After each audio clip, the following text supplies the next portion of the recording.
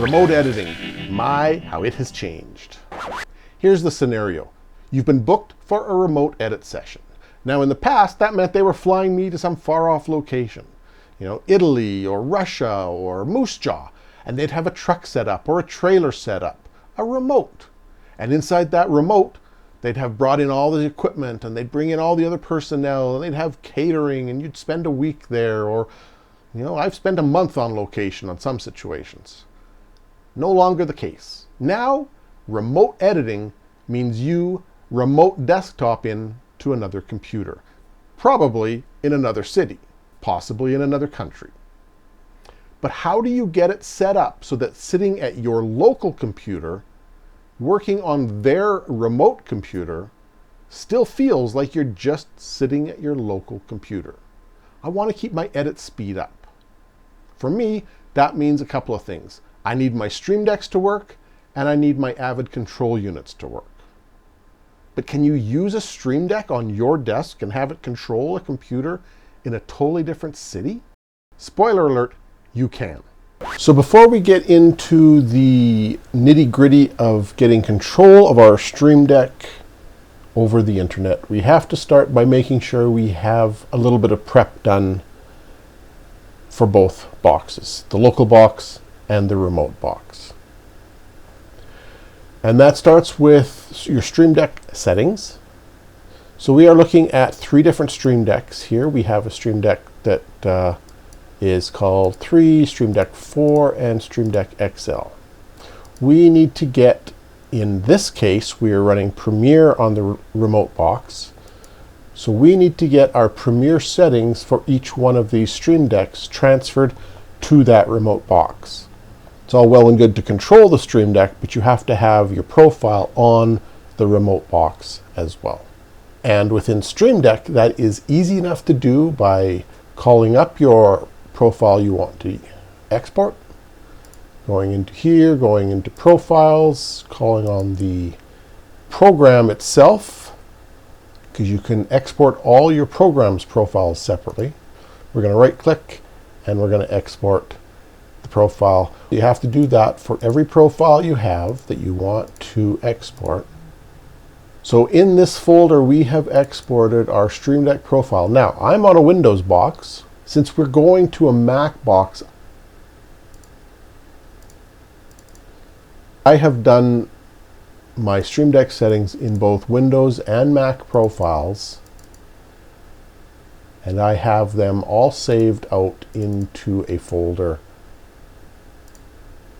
called Remote Edit Setup Files. And I've done that with the same thing for my Yukon profiles.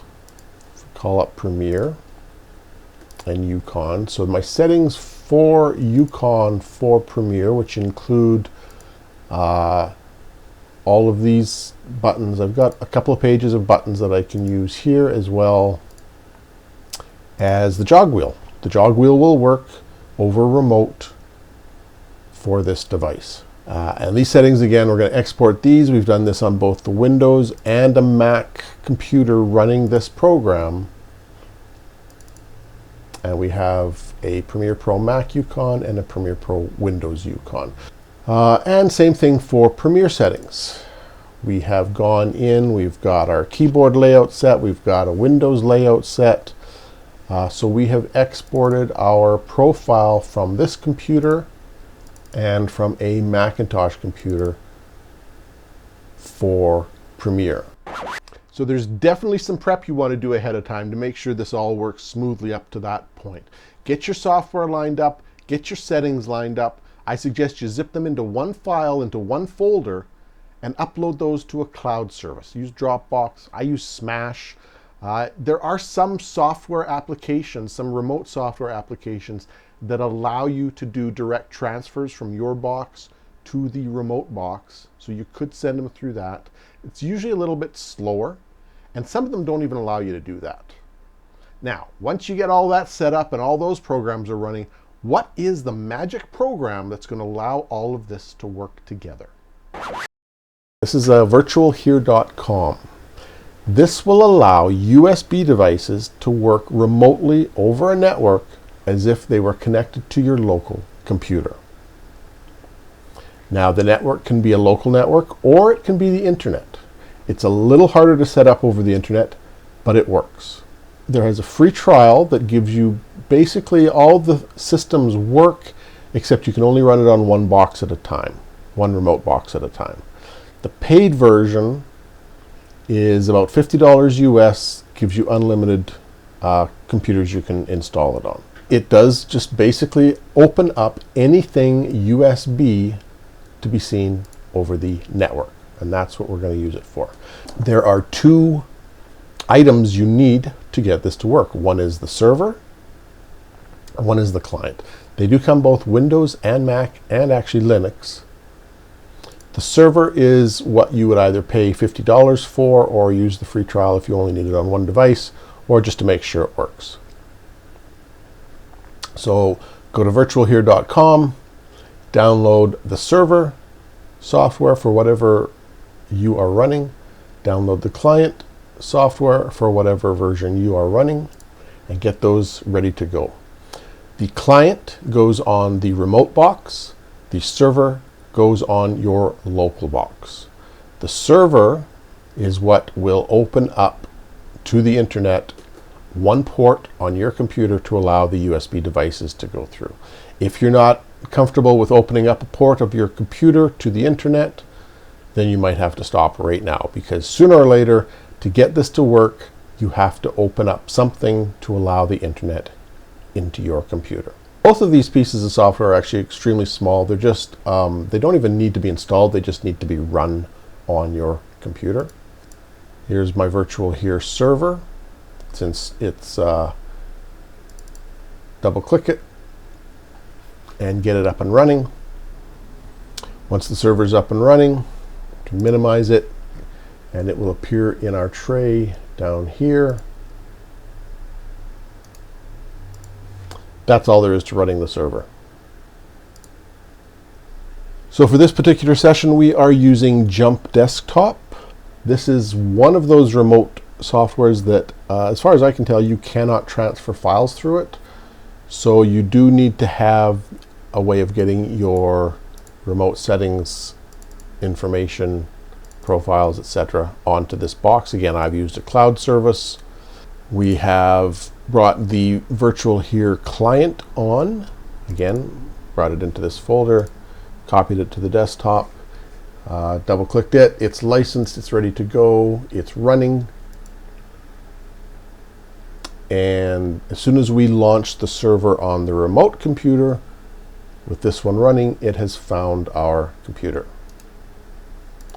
Now, I will point out that we are on the internet on this computer. This computer is sitting 2 feet from me, but we are on a different internet connection for each box. My local box and my remote box are on two totally different internet connections. We are not on a VPN where we're masking our IP on one of these boxes or anything like that. I physically have two different providers bringing two different internet connections into this building. I'm using one through Wi-Fi on this box, and I'm using on my local box, my network is a wired Ethernet through a different provider altogether. That's actually one of the harder things to test about this, and that's whether or not this is working on the internet. It's easy to test on a local area network, much harder because both computers that are trying to sync up with each other need to have their own internet connections. If you're not sure if yours is working, I would suggest you go to a friend's house, take your laptop with you, and see if you can access your home server through your friend's internet access. This is Virtual Here running on the remote box. And what it is doing, it has found the USB server. This is what is running on my local box. It has found it because of, I've told it what my IP address is through this dialog here. And I have got it running on port. On my local box, I have opened up port to allow this program through to that computer. This will not be a port forwarding tutorial. Somewhere on your modem there will be an advanced settings, there will be port forwarding, It will ask you what port you want to open up, and it'll ask you what box do you want to point that port to. That's basically all there is to it. You'll have to Google your modem type to figure out how to do it on your particular modem, but it's not that difficult to do. Without this port opened up on the local box, the server will not make it through. Once you have the server running and it is seeing, what it is showing us is everything here are items that are plugged in through USB to my local computer. So we have Stream Deck, and Stream Deck XL. Now, which of these is Stream Deck 3 and Stream Deck 4, I don't know. It doesn't really matter at this point, because what we're going to do is we're going to take control of these right now. So we're going to click on Stream Deck 3 and we're going to say use this device. So right click. We're going to click on this Stream Deck and we're going to say use this device. And you'll see when we click on use this device, my Stream Deck now switches over to whatever is being run on the local computer. And there come my Premiere settings from the local computer. Now the Premiere settings, again, I've already got Stream Deck set up on the remote computer. I've already brought in my profiles for Premiere. That's why this is showing these settings already. It's the only profile on this, so that's why it's defaulting to Premiere as its startup profile. Once that is done, your Stream Deck is no longer controlling your computer. It's now controlling the remote computer. The next step, test everything. Check every button, especially in my scenario. I'm going from a Windows box to a Mac box, so I want to make sure every one of those shortcuts is working. I can almost promise at some point I've got Control instead of Command or Alt instead of Option or something like that on the other side of this. So go through every one of your buttons, make sure they're all working. And obviously we have Control, but we're just dragging the mouse. So now we want to make sure our buttons are working. So, very bottom we have a mark in. So if we press the local Stream Deck button, we get a mark in. We get a mark out. Go to in, go to out. Clear in, clear out. We have markers on the timeline. Let's add a marker. Go to previous marker, go to next marker. Go through all your buttons, make sure they're all working. The biggest challenge in getting this to work was figuring out that I had to forward the port to my local computer. Once I got that turned on, this program works beautifully. If you set this up on a local network, it works very easily. If you set it up on an internet network, again, you need to do some port forwarding to get it to work for you. But that is only part of the challenge. The other thing we want to do is get our dock and our S1 panel working. Why do you want to use uControl? Because uControl will give you jog functions. uControl will give you audio control functions. So I can actually control the mix sliders in the program with hardware control on my end. Just a little more tactile, nice. It's a nice way of doing stuff where, again, you're not always reaching for your mouse. The goal of all of this is to use the mouse as little as possible. And once you get into actual editing, you can do everything or do a lot of it just from here. So I have programmed in buttons for mark in, mark out, overwrite edit, insert edit, things that I use a lot on both sides. I've programmed some buttons up here. We've made overlays so that we can swap out from program to program. And it's a nice little system. I really like it. Just even solo and mute. There's solo and mutes on every one of these. Rather than having to go down and find the mute button and the solo button, you can just reach over and solo a track, mute a track. It's a really nice way of working. They're not cheap, but they're a really nice way of working when you're doing a lot of long form editing, a lot of audio tracks. You can go into automation mode, do a rough cut mix very quickly with these types of devices as well. Yukon is a bit of a beast to get to work. So here's my Yukon panel on the remote box, and you can see that right now Yukon has control over, this is the tablet that we see on top of the dock. This is the tablet right here. But it does not have control of or even see the two hardware devices. Those, if we switch back over to our local computer, are still being controlled locally. They are being controlled by my local computer, both the dock and the S1. So the first thing we have to do is release these from the local computer. So I'm going to take these out of Yukon locally. They're still not being seen remotely, and there's a reason for that. Yukon is an Ethernet protocol. It is not a USB protocol. So in order to get it to become a USB protocol, we have bought a, I think it was $25, $30. This is a USB-C to Ethernet adapter.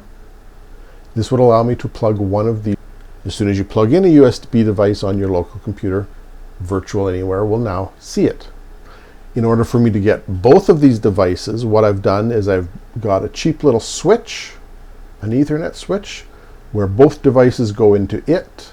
I then go out of that switch into the USB adapter into my computer.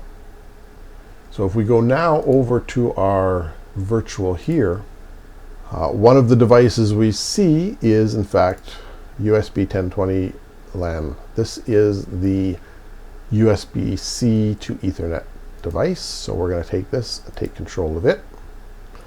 This will take a couple of seconds to catch up and get all of its thinking going.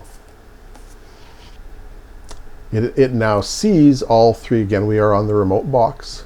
It now sees all three of these, and it has actually automatically taken them over. Probably because I've done this in the past and it has it in its memory that it's allowed to use these devices. I have imported the layouts for these devices, and we have all of our buttons assigned, ready to go. So now, take our hand off the mouse, hit our jog wheel button, which is lit up right here. We should have control over the jog function on this computer. We are getting a little bit of a lag, I think, because of the screen recording software, but typically this is actually extremely smooth. As with anything remote, it's all going to be based on how fast your internet connection is. We have play control. It's the same shot. Stop. Reverse. We have a mark in button. Scroll forward a little bit. We have a mark out button. We have, again, any button, same thing. Go through all your buttons, make sure they work the way you want them to work. But we are now controlling remotely using our U control button. We have a single fader on the dock side of things, which will control our fader. You can see it right here going up and down. Again, I think the screen recording software is making the lag a little funny, but in the past I've done this, it's been quite smooth. And I believe Track Mixer, there is a switch in here to tell it to switch to whether my dock is controlling the clip mixer or the track mixer. So you do actually get them both. It's toggle control surface clip mixer mode. If I turn this off, we are then now controlling the track mixer side of things. Again, very cool system. I really like it. Works very well. And now with Virtual here, it's going to allow me on this remote edit session to control everything as though I was just sitting at my local computer, and hopefully make me a little more efficient. I should point out, when you're done your session, it is a good idea to release everything. So go into Yukon, remove the devices. It's not the end of the world if you don't. It just makes it a little cleaner on the other end when you go to use something, stops any conflicts, stops you from anything jamming up on you and you losing control of a device. You can always turn off your server, but it's easy to just easier to just go in and release control of everything that you have taken control of. Once the software has released everything, then you can shut her down and you'll have control over it back on your other end of things. So there you have it. Yes, there's a little bit of setup involved, and yes, you're going to have to get into the weeds a little bit on your network settings, but if you're like me, it's well worth the time to make sure those Stream Decks and those control units are working properly. As always, please like and subscribe and all that fun stuff. Thanks for watching.